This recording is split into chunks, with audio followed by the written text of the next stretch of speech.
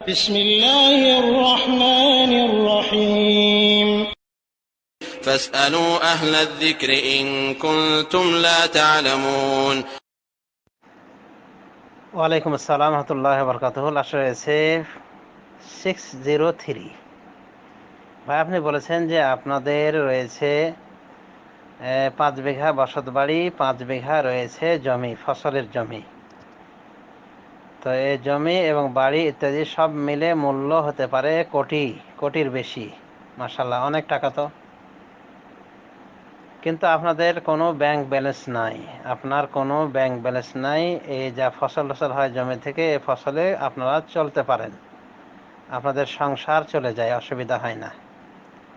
তো এই যে 1 কোটি টাকা হয়ে যাচ্ছে বা বেশি, এইগুলি বিক্রি দিলে এগুলির মূল্য, তো এই জন্য কি জাকাত দেওয়া লাগবে?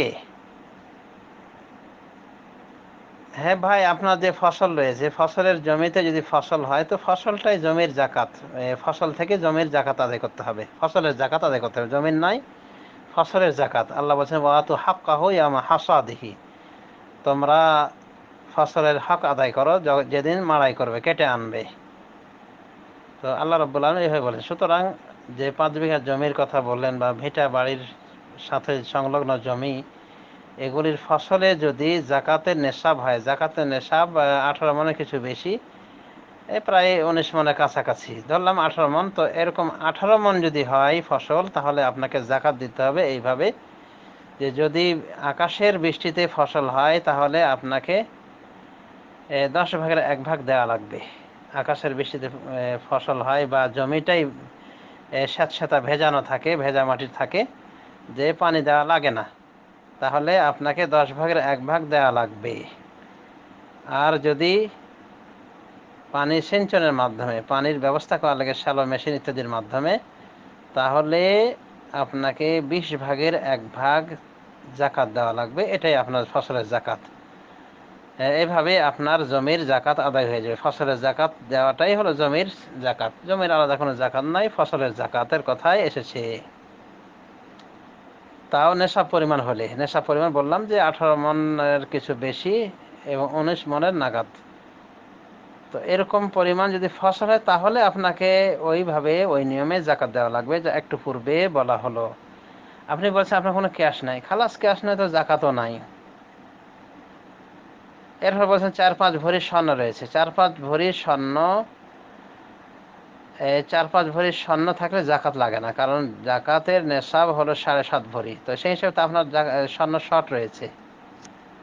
আর সম্ভবত এটা আপনার গয়না আকারের স্বর্ণ, সেখানে ইখতিলাফ রয়েছে, যদিও জাকাত দেওয়াটা নিরাপদ বলা যায়।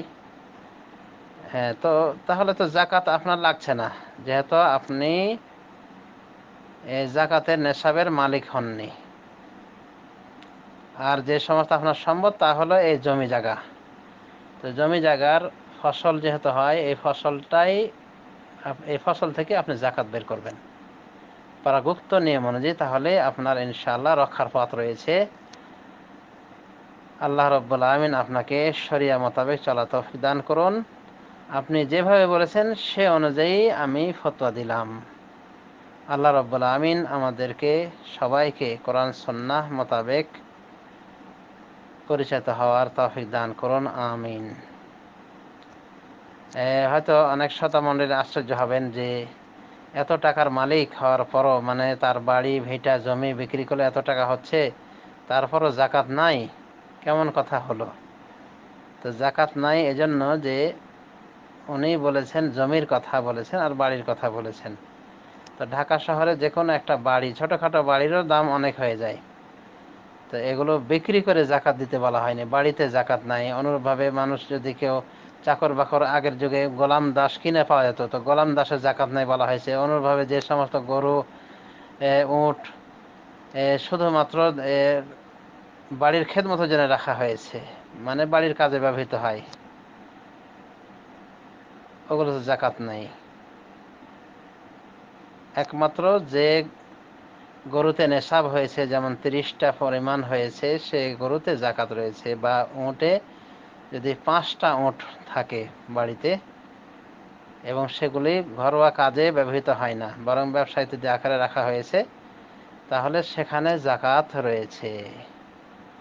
হাদিসে বলেছে লাইসা আলা রাজুলি ফি আবদিহি ওয়ালা ফি ফারাসিহি সাদাকা, ব্যক্তির ওপরে তার দাসে এবং তার ঘোড়াতে কোনো যাকাত নাই, অর্থাৎ ব্যবহৃত বিষয়ে যাকাত নাই, ব্যবহৃত বিষয়গুলিতে যাকাত নাই, যেগুলি নিত্য প্রয়োজনে ব্যবহার হয়ে থাকে। অনুরূপভাবে কোটি কোটি টাকার বিল্ডিং থাকতে পারে, কিন্তু যদি বিল্ডিংগুলি নির্মাণ করা হয়ে থাকে ভাড়া দেওয়ার জন্য, তাহলে ভাড়াতে যাকাত রয়েছে, ওই বিল্ডিংগুলিতে কোনো যাকাত নেই। তো এগুলো বুঝতে হবে, এগুলো বুঝার ব্যাপার। সুতরাং কোটি টাকা পার হয়ে গেলেও এই ভাইয়ের তথ্য অনুযায়ী তার উপরে যাকাত বর্তায় না। হাজা আল্লাহ তাআলা আলাম ওয়া সাল্লাল্লাহু আলা নবিয়িনা মুহাম্মদ ওয়া আলা আলিহি ওয়া সাহবিহি আজমাইন। আসসালামু আলাইকুম।